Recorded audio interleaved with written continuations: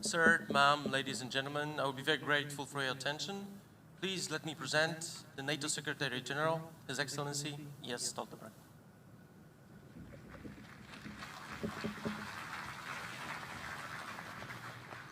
Ministers, men and women of our armed forces, ladies and gentlemen. Welcome to Trident Juncture here in Trondheim.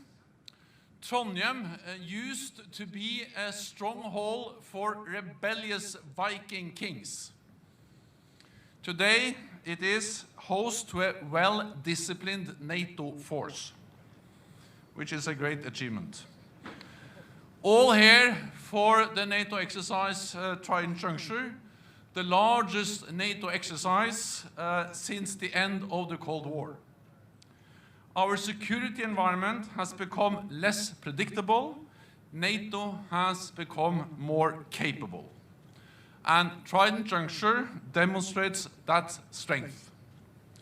With 65 ships at sea, 250 planes in the air, 10,000 vehicles on land, many experts in cyber, over 50,000 personnel from 29 allies, as well as our close partners Finland and Sweden. This is a defensive exercise. It is not directed against any country. We are transparent in what we do, and we welcome the international observers from Russia and from many other countries. We exercise to strengthen our ability to operate together, to test and certify the NATO response force, and to send a clear message. NATO has the capabilities and the resolve to protect all allies against any threat. In this exercise, we are defending Norway against an armed attack. The scenario is fictitious, but the lessons we learn are real. NATO's mission is to preserve the peace, not to provoke a conflict, but to prevent a conflict. To do so, we provide credible deterrence with the strength and the speed of our forces and our ability to operate together. This is what Trident Juncture is all about. So let me thank the men and women who have come from across the lines from North America and Europe to take part in this exercise. I would also like to thank Norway for hosting us all. During this exercise, our troops have experienced snow, rain, cold, and sun. So you can always rely on Norway to deliver unpredictable weather. And that's the best weather to conduct exercises in. So best of luck with the exercise. Thank you so much. Tusen hjertelig takk.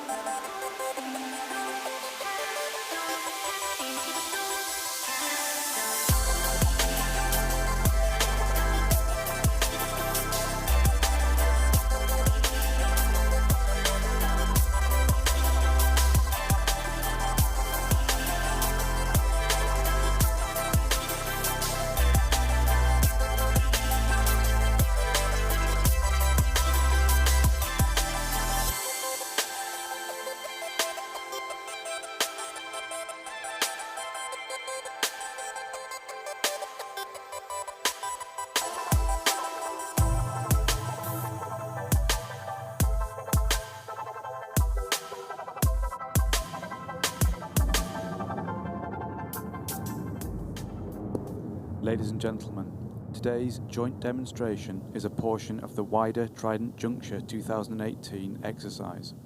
Our maritime forces are preparing for an amphibious assault against enemy forces dug into the tree line in the foreground to your front and right. Shortly, you will observe a wide range of NATO air power. The first aircraft you saw was NATO's E-3A Airborne Warning and Control System, providing the Alliance with a command and control and battle space management capability. Air power provides our leadership with flexible military options to address a broad spectrum of operations. An urgent crisis, which requires an immediate response, will often employ air power as a lead element. Air power also provides reliable capacity to support crisis prevention or early intervention by providing strategic lift, aerial refueling, and support to joint intelligence, surveillance, and reconnaissance. Air power's flexibility and agility can provide for a timely demonstration of NATO's resolve and intent. Airborne warning and control systems continue to demonstrate their utility in meeting NATO's surveillance missions while building situational awareness and shaping the battle space. NATO builds situational awareness for our commanders through a common operating picture. This common operating picture displays multiple fused sensor feeds to assist decision making. The next airborne warning control system aircraft you saw was flanked by Greek F-16 fighters. The F-16 fighter escorts are typical of the type of aircraft that provide protection to such high-value assets. All of these aircraft conduct counter-air operations, permitting NATO to achieve control of the air, which is desirable to shape the battle space and ensure operations proceed at the time and place of our choosing.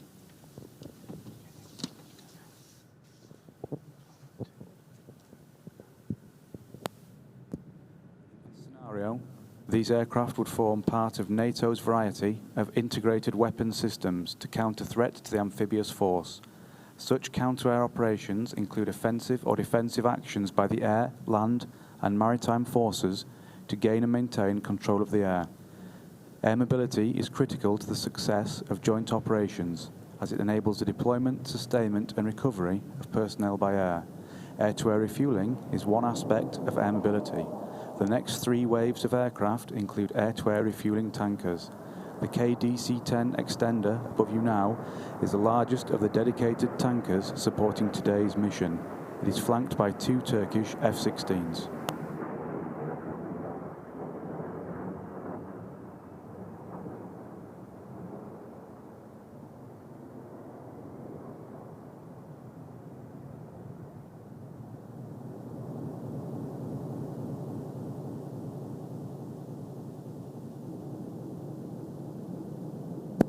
Such tankers play a vital role in enabling NATO to exploit the elements of speed, range, and altitude, increasing the flexibility of Alliance aircraft.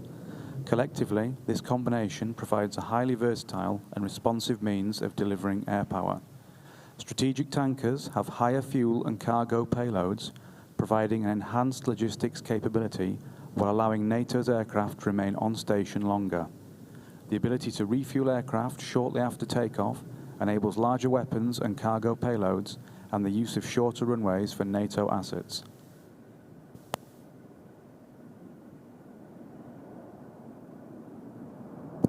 The aircraft you see now is an Italian KDC 767 tanker. As part of the exercise, this tanker has been refueling NATO's fighter attack aircraft in support of their precision targeting against the adversary's air defense systems in order to achieve air superiority. The use of these tankers compensates for the limited forward basing available at this phase of the operation, providing flexibility for the Alliance. You would not normally see these aircraft, as they would be stationed at a distance in a reduced threat area.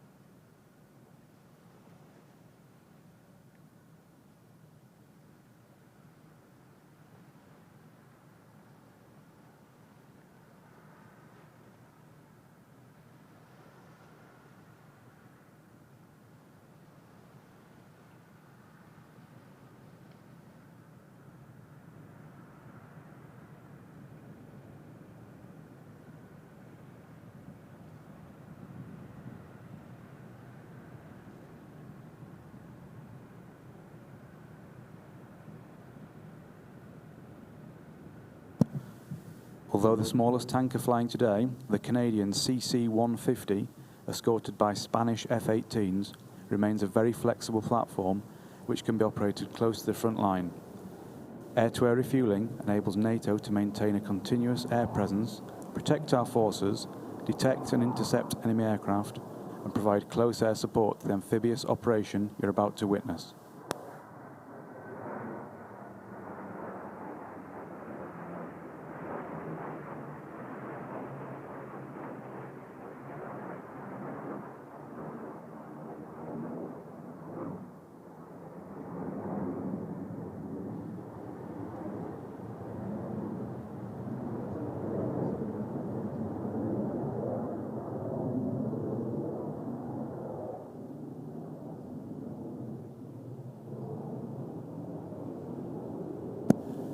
The second aspect of air mobility, air transport, is showcased by the inbound C-130 Hercules from Norway and a German A400M.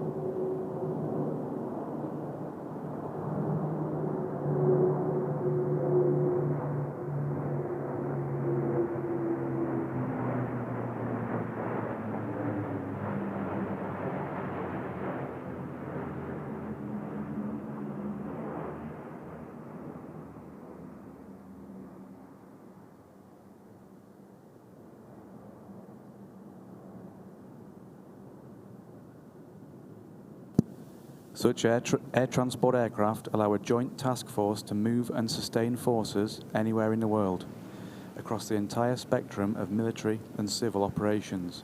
Air mobility allows for rapid and flexible options to military, national and international government agencies to quickly respond to crisis situations.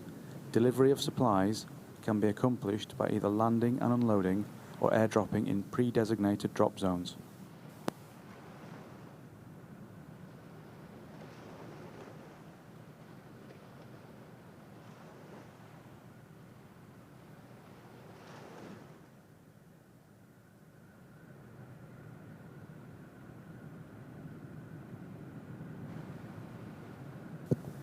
Next in view is the Norwegian F16. Its primary role is air interdiction, however it is frequently employed in coordination with other intelligence, surveillance and reconnaissance assets to build an early understanding of potential crisis points. The Joint Intelligence, Surveillance and Reconnaissance Mission enables commanders to identify strengths and vulnerabilities of our adversaries through observation of his actions and disposition.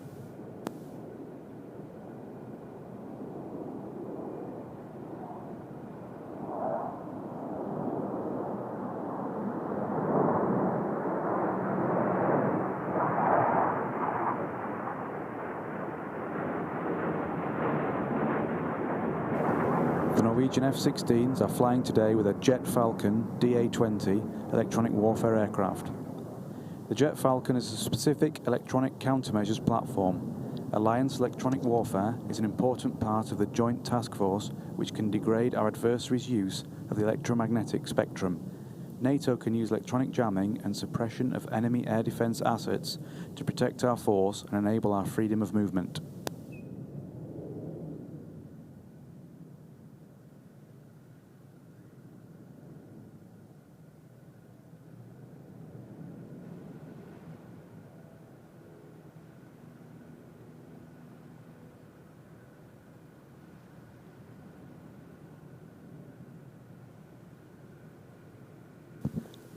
Next we will see two F-18s from partner Finland. Such aircraft are integrated with new 5th generation aircraft.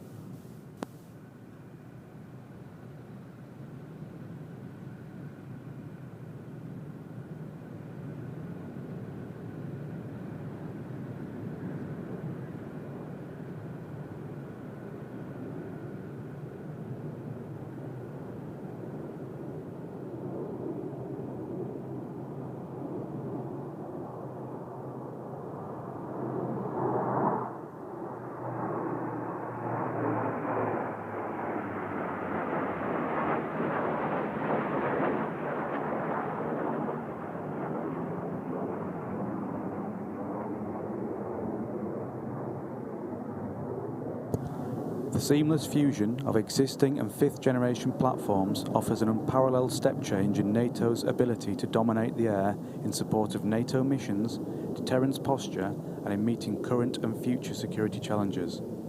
As a number of NATO nations bring F-35 into service, the first step in optimizing this capability is to integrate it into NATO's standing peacetime air policing mission. These air policing missions occur 24/7, 365, and are essential to safeguarding Alliance airspace.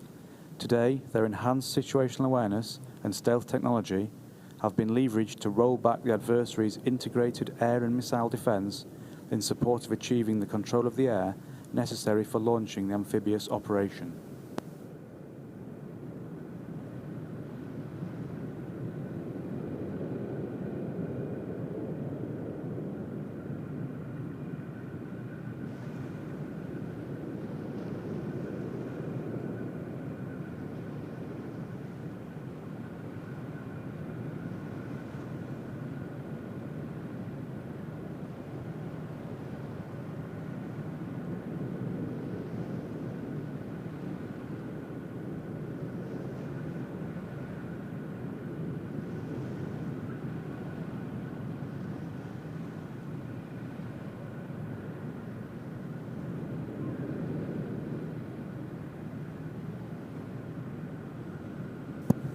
Arriving now is a US B-1B Lancer bomber.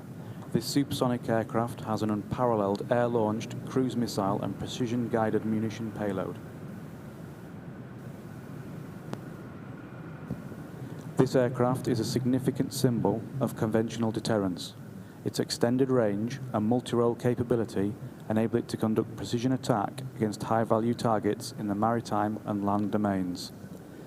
The B-1B's air attack capability, or threat of use, creates tactical, operational, and strategic effects on an adversary. This aircraft took off from South Dakota in the United States 9 hours ago and was used in this scenario as part of the Alliance effort to roll back the adversary's air defenses.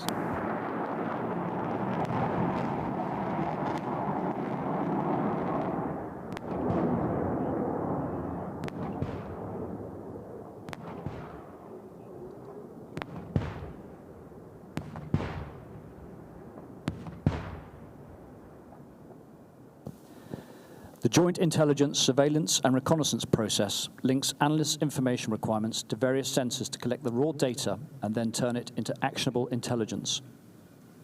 This is a constant cycle of asking questions, collecting data, making decisions, and then asking and answering new questions about the enemy's activities. NATO nations use satellites, aircraft, ships, and ground-based sensors to continuously collect data. Those sensors can see, hear, and sense activity from great distances. Creating and sharing the intelligence picture provides the early situational awareness necessary to enhance the quality of political and high-level military decision-making. The space domain is critical. Satellites operating high above your heads are continuously available to conduct their missions. They are ideal to monitor areas during all phases of crisis and are critical to provide indications and warning in denied territory. Given that the necessary airspace control has been established, it is now safe to deploy different intelligence, surveillance, and reconnaissance assets in the vicinity of the landing sites to provide the latest intelligence to tactical commanders on the adversary positions and activities. NATO employs a variety of unmanned aerial vehicles and other platforms in the intelligence, surveillance, and reconnaissance role in order to gain information dominance. By massing, layering, and cross-queuing sensor information, we maintain and improve our collective and shared battle space situational awareness. However, intelligence, surveillance, and reconnaissance is not limited to unmanned vehicles. It is a mission that Special Operation Forces are ideally suited to perform. Special operations encompass the use of small units in direct or indirect military actions focused on strategic or operational objectives that could be deep in enemy territory. Special operations are often politically sensitive missions where only the best equipped and most proficient forces must be deployed to avoid detection and compromising the mission. In the context of this demonstration, 36 hours ago, a Slovenian Cougar multi-role helicopter inserted Special Operations Forces to contribute to joint intelligence, surveillance and reconnaissance, and the targeting process. Under the cover of darkness, Norwegian Naval Explosive Ordnance Disposal planted explosives along the landing zone to clear the beaches of obstacles and enemy mines.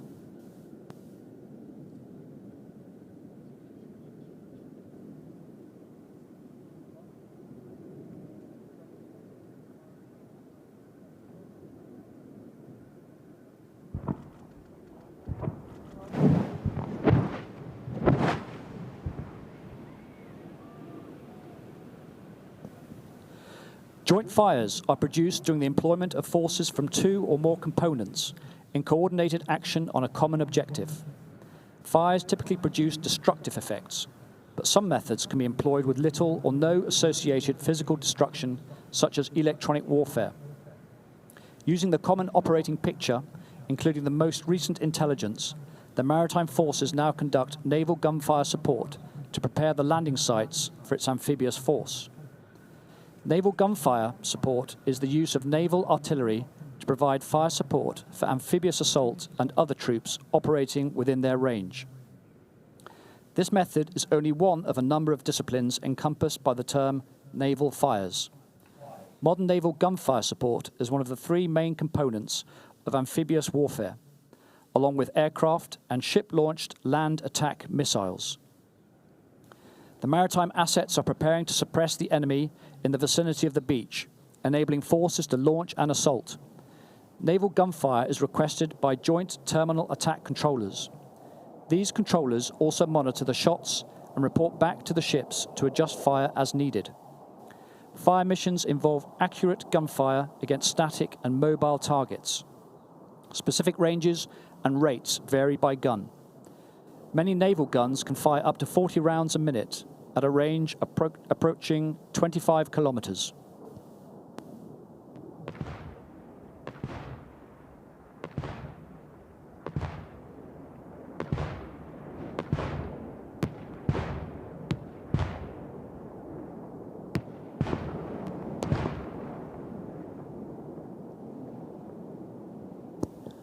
A layered approach is used to ensure multiple air defence systems, surface-to-air missiles and aircraft are simultaneously employed to engage air threats.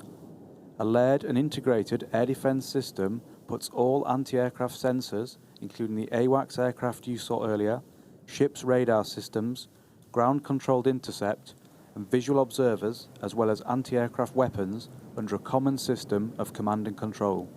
The first layer of defence for this mission will be delivered by combat air patrols that are flying continuously. They operate over an objective area and the force being protected for the purpose of intercepting and destroying hostile aircraft before they're in weapons release range. NATO aircraft from the outer layer are intercepting an enemy aircraft that has entered the operating environment.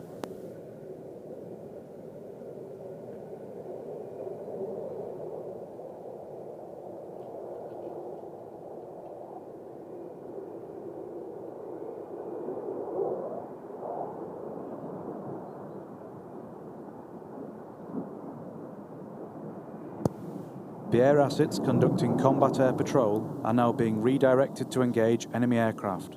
Although you wouldn't normally see these assets as they operate beyond visual range, we've brought them into visual range for today's demonstration. Maritime forces are also equipped to engage this threat with their missile systems. Maintaining air superiority is a full-time task, and you are witnessing NATO protecting the fleet. Although NATO has control of the air, the adversary will still attempt to penetrate and engage key targets, such as the command ship and the amphibious force assets. Jointly, air and maritime coordinate their efforts to maintain a layered and integrated air defence of NATO assets.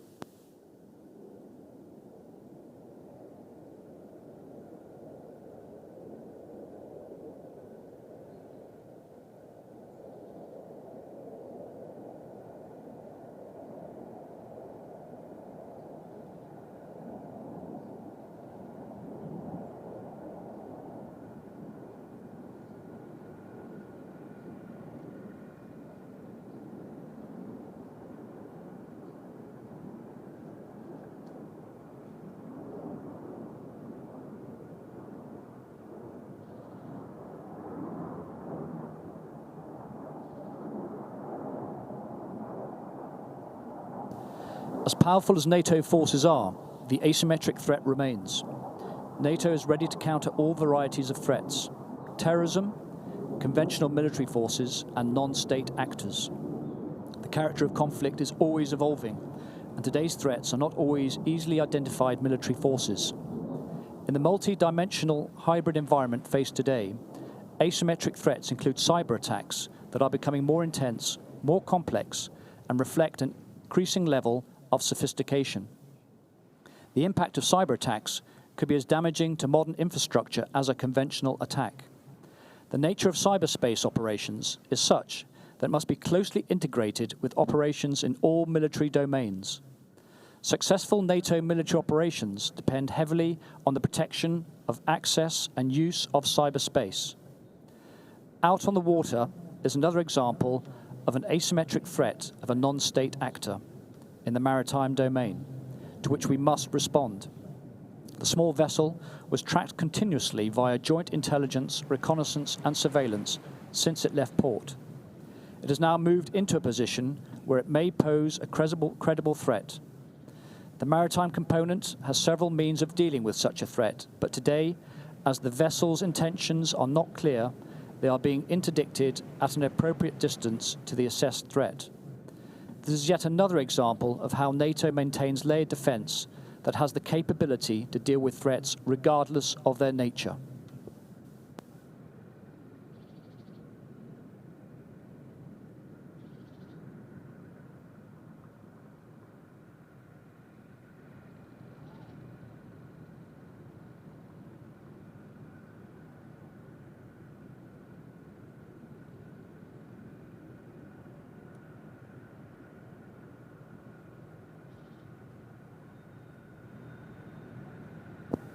Close air support is air action by fixed wing, rotary wing, or even unmanned combat air vehicles against hostile targets that are in close proximity to friendly forces. The supported commander establishes the target priority, effects, and timing of close air support fires within the boundaries of the area of operations. Close air support is a key capability for each of these components to employ fires that suppress or neutralize adversary forces, permitting movement, maneuver, and control of territory and key waters. A Joint Terminal Attack Controller is the authority to grant weapons release clearance. A controller communicated with an aircraft using standard communication procedure, followed by precision close air support, in order to create the right conditions for the assault at the landing site.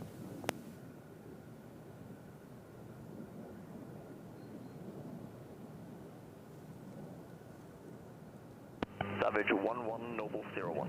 Gas brief as fragged, aboard code Alpha Sierra Delta, call tally target. Savage 11, tally target. Savage 11, cleared hot.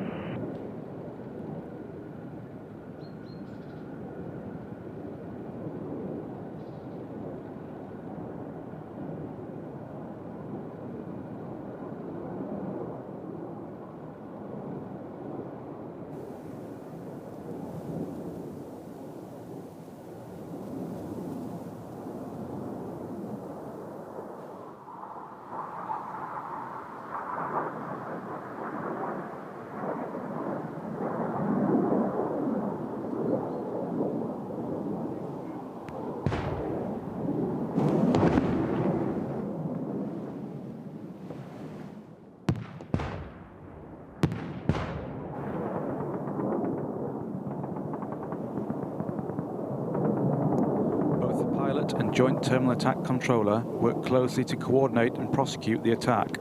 All participants in close air support are responsible for the effective and safe planning and execution. Close air support missions require a high degree of control exercised through effective communications. These communications must be flexible and responsive to ensure that links between aircraft and ground units are maintained. The Alliance Maritime Strategy reiterates NATO's commitment in helping to protect vital sea lines of communication and maintain freedom of navigation. This includes surveillance, information sharing, and maritime interdiction. Every day of the year, NATO commands 4 standing naval groups, ready to provide an immediate operational response capability. The standing naval groups are integrated multinational maritime forces and include 2 frigate and destroyer groups and 2 mine countermeasures groups. They form the core of NATO's maritime power.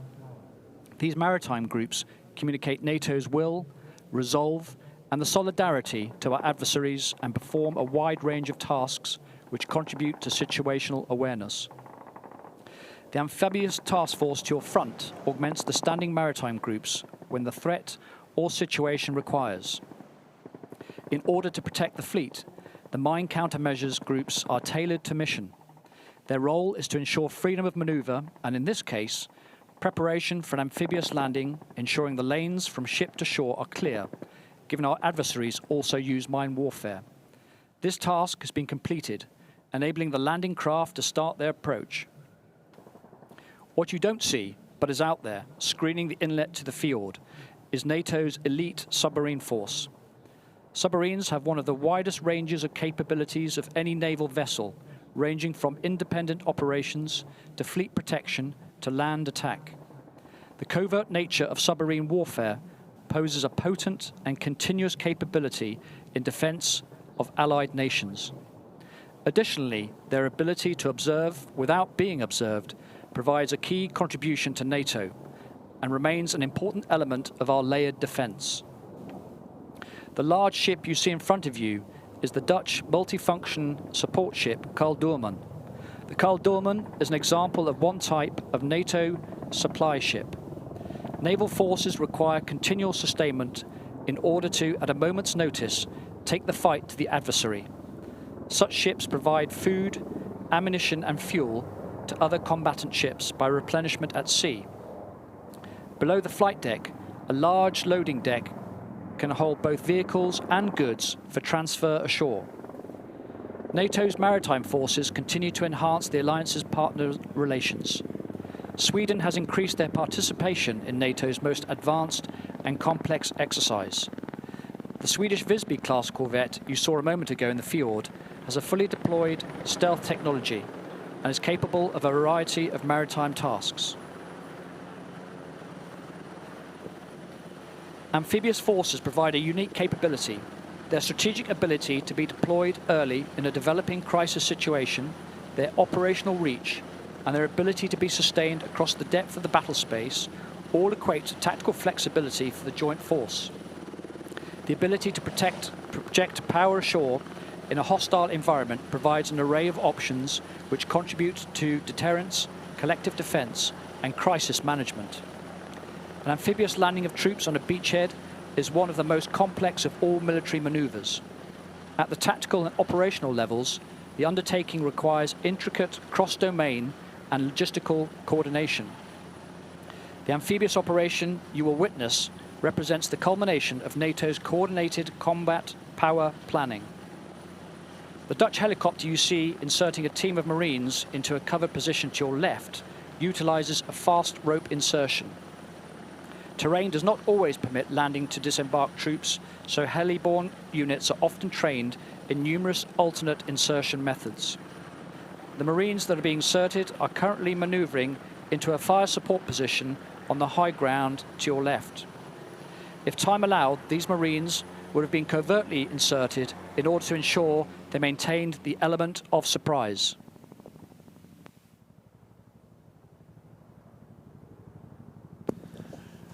The French NH-90 helicopters, escorted by French Tigers, are in the process of inserting Marines to provide security in the vicinity of the beach to your left.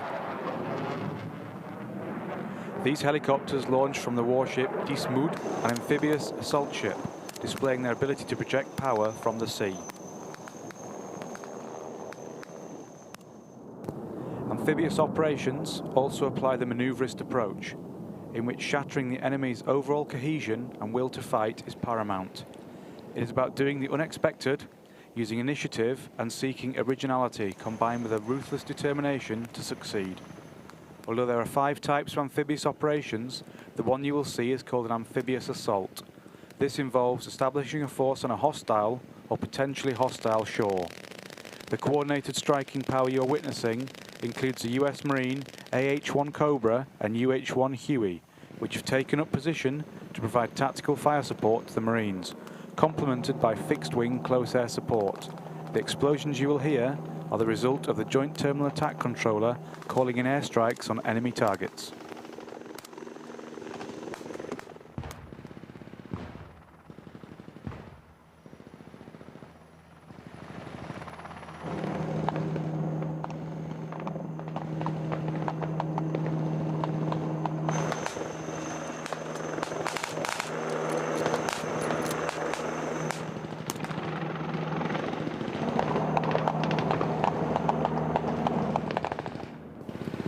NATO maintains the tactical flexibility to project power ashore anytime, anywhere.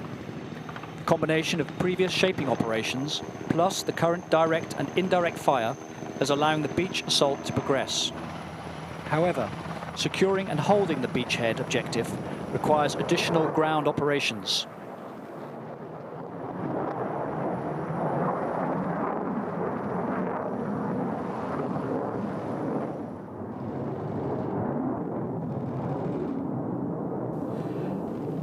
The Dutch and French landing craft you have seen carrying the Marines and equipment ashore enables them to expand their beachhead, enabling a safe landing for follow-on forces. For the Binesse objective assault, you noted landing craft coming ashore as part of the amphibious assault. This small representative force is being mirrored on a larger scale across Norway in conjunction with Trident Juncture 18.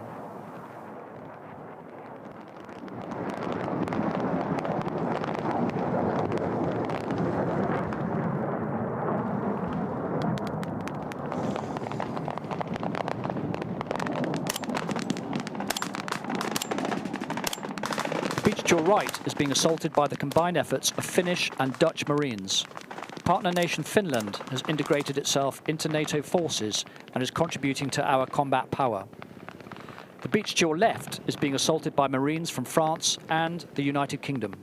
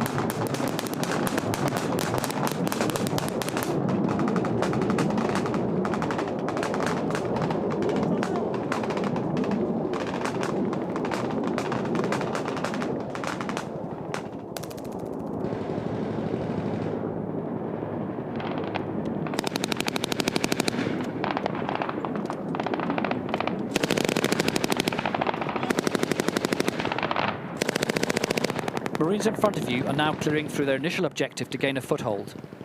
On your screens, you will see the French and British Marines are also consolidating and preparing to assault their objective.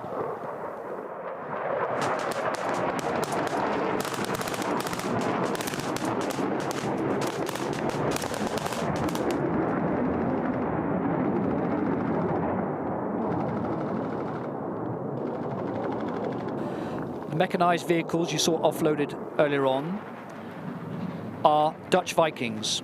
They provide significantly more firepower that can be carried by hand, as well as protection and flexibility.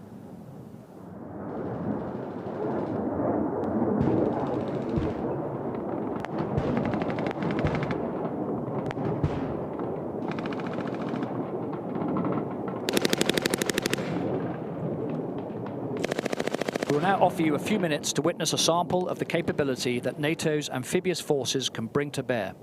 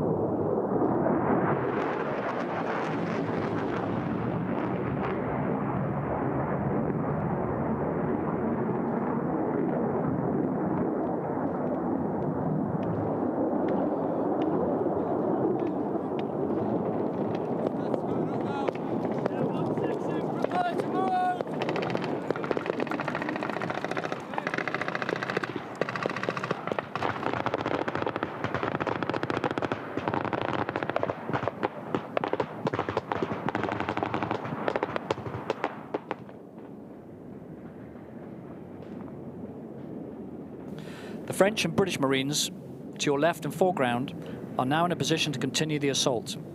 They've established fire positions in order to protect the flanks. The French armoured personnel carriers provide speed, protection and firepower.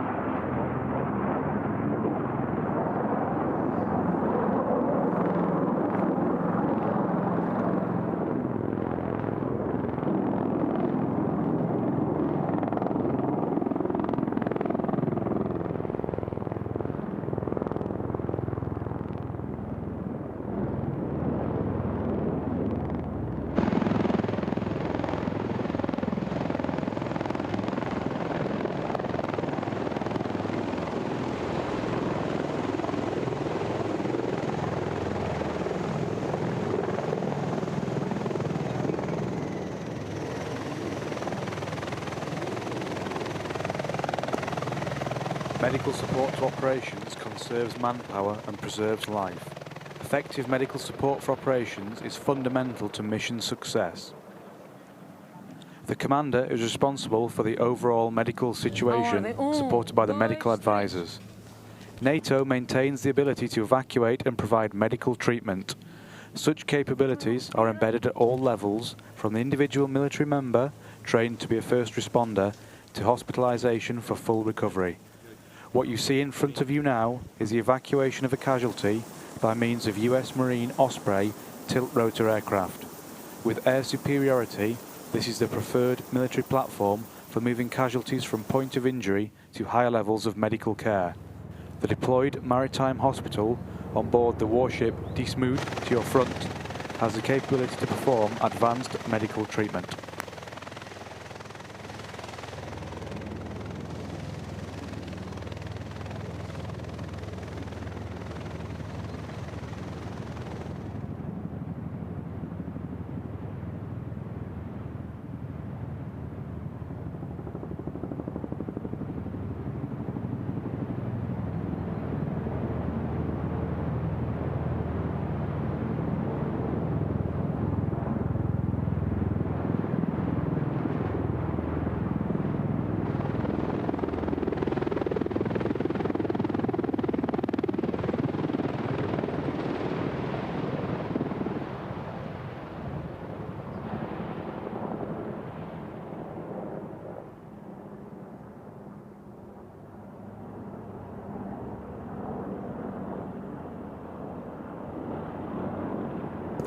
An amphibious assault, however, is just but one element of the larger joint operation. The assault you witnessed was conducted in order to link up with the land forces. Once the amphibious assault objectives are secure, the handover takeover begins. The handover takeover is the formal passage of command from one unit to another, which assures unity of command and clear coordination. Our land forces are trained, postured, and ready to respond to any crisis. They demonstrate the capability to rapidly generate and command and control combat power. They can also seize and hold terrain, providing maneuver, fires, aviation, logistics, and other key enablers. NATO's readiness, competency, and interoperability provide assurance for our allies and deter our potential adversaries. Land forces contribute to joint operations by executing a wide variety of missions in all climates, ranging from security tasks in support of stabilization activities and reconstruction efforts to major combat operations. Simultaneously, they conduct various types of tactical activities, using integrated fires and maneuver to apply overwhelming combat power. Only effective mutual support in joint operations will achieve operational success. Rarely will land, air, naval, or special forces alone be capable of achieving the desired outcomes. Land forces usually remain the decisive instrument by which an alliance or coalition can ultimately impose its will forcibly on any adversary. Today, the land forces will conduct a handover takeover of the land battle space from the amphibious force. The land forces are represented by a squadron from the Armoured Battalion of the Norwegian Brigade North, supported by US Army Aviation AH-64 Apache longbows for intelligence, surveillance, and reconnaissance and fire support. The ground force is also supported by fighter attack aircraft, conducting digitally aided close air support. The handover takeover is being conducted from both flanks using Leopard 2, main battle tanks, and CV-90 infantry fighting vehicles.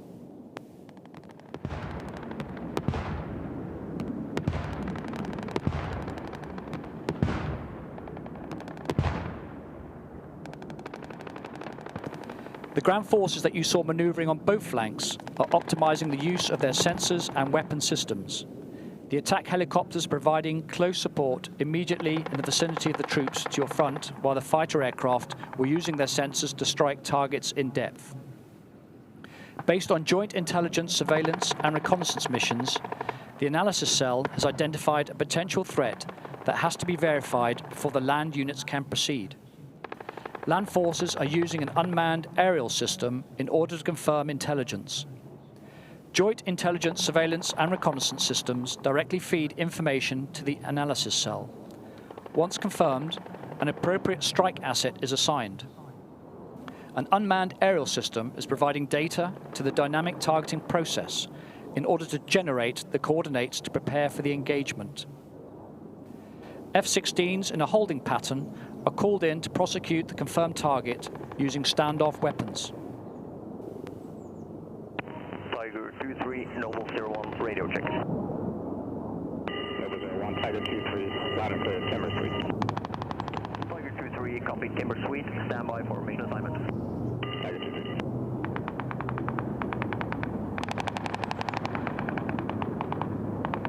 Noble 01, Tiger 2-3 is data received.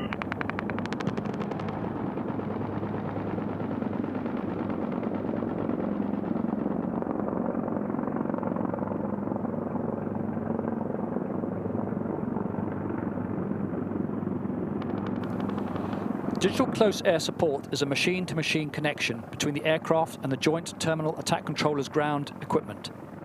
This connection provides more accuracy and avoids misunderstanding between the pilot and the controller. Information is sent on a tactical data link to the fighter aircraft as a mission assignment, speeding up the process in order to get weapons delivered on the targets.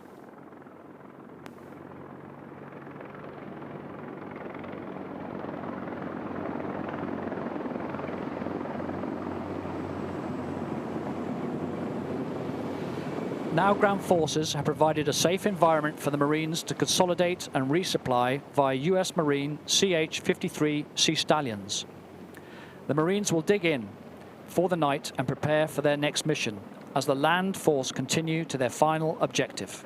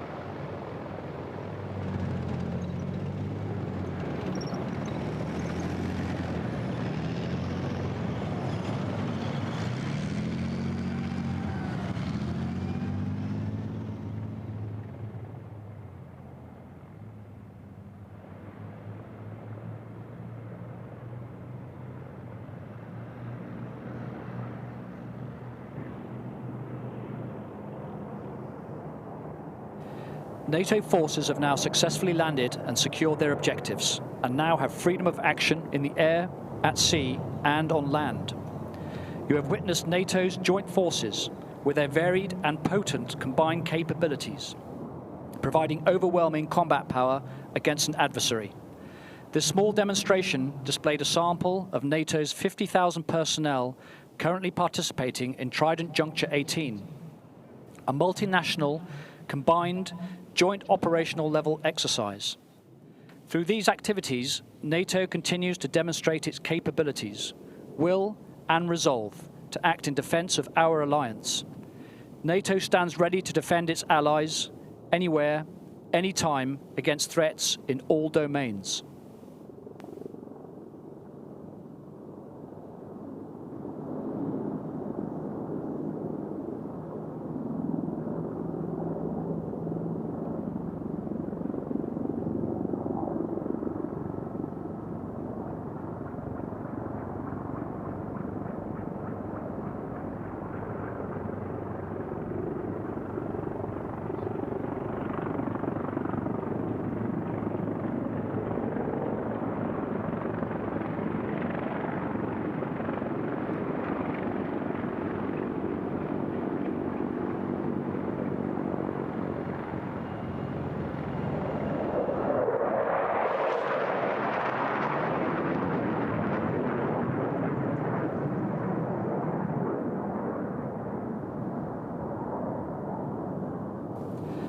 Sir, ma'am, ladies and gentlemen, This concludes the Trident Juncture 18 Joint Capability Demonstration.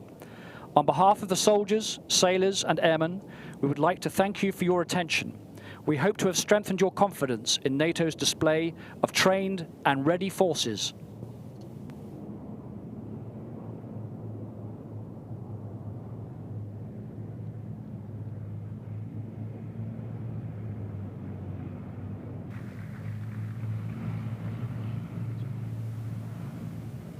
Ministers, ambassadors, Secretary General, ladies and gentlemen, and flag officers, observers, and distinguished visitors, thank you very much.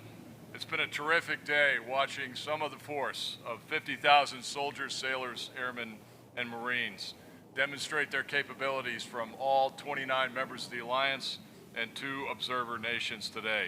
How incredible it was to see firsthand the insurmountable power of NATO's air, maritime, and land forces, not to mention the amphibious landing and the incorporation of our special forces that you saw here today. To execute these types of operations in a multinational environment speaks volumes about our overall readiness. What we've seen today was a demonstration of the strength and resolve of defensive alliance. Strong presence and tested military capabilities and interoperability like you witnessed today are part of NATO's collective security.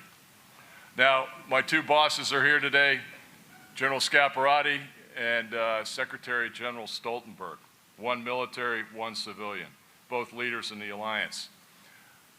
They do a lot of public speaking, and sirs, General, we listen at the headquarters in NATO. If you look at what the Secretary General says on a word map, there's 3 Ds that come to mind: deterrence, defense, and dialogue. He uses those terms a lot. Deterrence is about strength. In order to deter, you have to be present. To be present, you've got to be at specific locations. You've got to be there, and you've got to be there quickly. I think we already scored a small victory on day 1 when we proved that we had the ability to bring everybody here to Norway.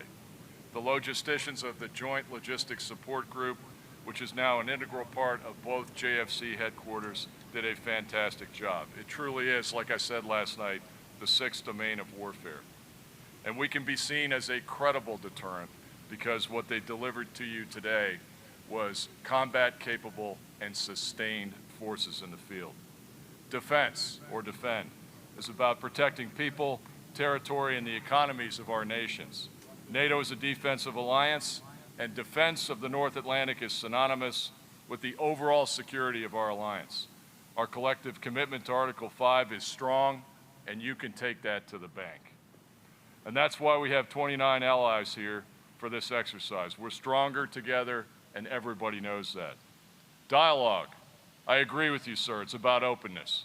We announced the details of Trident Juncture months ago, and we've said when the exercise would start, when it would finish, who's in it, and what's in it. Transparency is important to us. Observers are invited. Many of you are here today under the auspices of the Organization for Security and Cooperation in Europe. As you've seen today, together we've demonstrated some impressive capabilities. It hasn't been easy. The weather has not always been this good here in Norway, and it's going to get a little bit more challenging as we see some heavy weather coming in. But that's why we're here. We're testing our force and stressing our force in the ability to operate in the northern zone in Norway. I'm very grateful to Norway as a capable ally and a friend who made all this possible. The total defense concept truly works. You've been very helpful to our forces here. I hope you've enjoyed this very short but very competent demonstration of NATO's strength and resolve. And I know that I stand between you and food, so let's take advantage of that partnership with Norway and enjoy the wonderful Norwegian smorgasbord that they have prepared for you in the structure behind us. Thank you very much for coming, and thank you for your indulgence today.